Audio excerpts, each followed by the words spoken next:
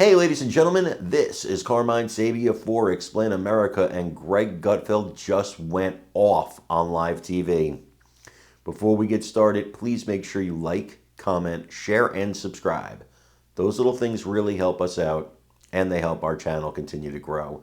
And if you're not watching us on YouTube, please visit that address in the lower right-hand corner. It's youtube.com/@explainamerica. And when you get there, please hit subscribe absolutely free. It really helps us out. You know, Greg Gutfeld, I think, speaks for a lot of us and spoke for a lot of us just yesterday when he told Supreme Court Chief Justice, the Republican, the conservative, John Roberts, to shut the F up. You know, whether he's right by the letter of the law or not, whether he's right in spirit or not, we are in a battle for the soul of this country. Period. Do I have to say it slower? If you don't get it yet, then I don't know what it's going to take to wake you up. The old rules are gone. I believe that everything should be done legally. Don't misunderstand me. But legally in a battle. We have to, unless we have to do it by law, we shouldn't do it.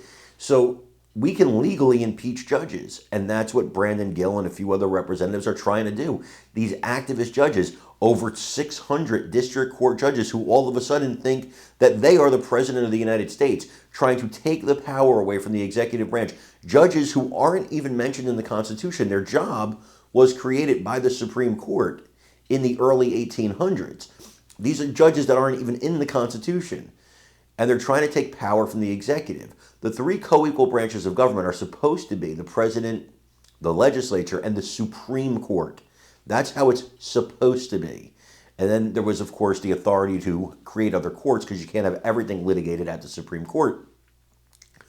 But it wasn't hundreds, thousands of minor league judges get to stop the president every time he turns around.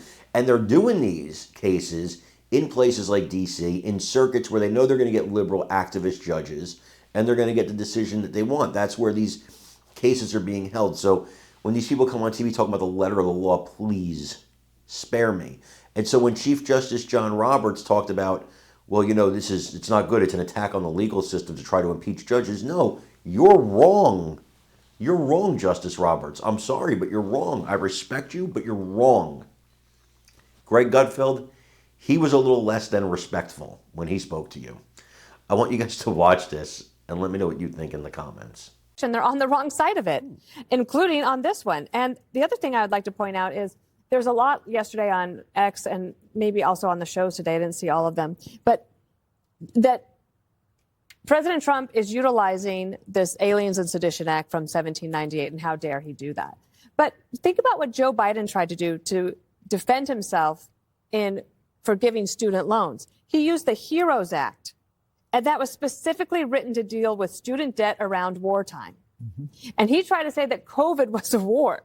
So, I mean, I think that like gangs in your neighborhood that are there because they crossed illegally and they went all throughout the United States like a poison, perhaps with the help of the Maduro government to get them over here. I think that the Democrats find themselves on the wrong side. Did the same thing with anchor babies. Remember, that was he was exploiting something that was meant for slaves.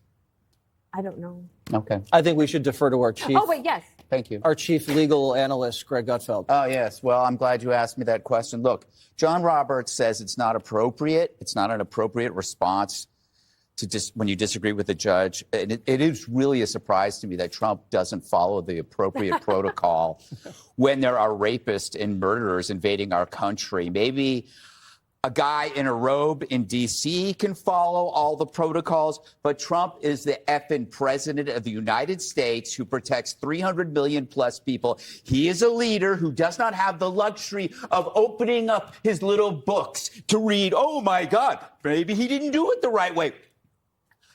Roberts, shut the F up. This is something that a president has to do. He has to do this. It blows my mind how wrong I was in 2016 or 2015 when Trump came down the escalator and I was like, I can't believe he said these things. Everything he said was right. They're sending bad people. What did he say? They're sending killers and rapists. Do you remember this? Some of them were not good people. Some of them were good people. They're not He sending said their this, and best. now he's sending them back. He's sending them back. You know, political disagreement among parties.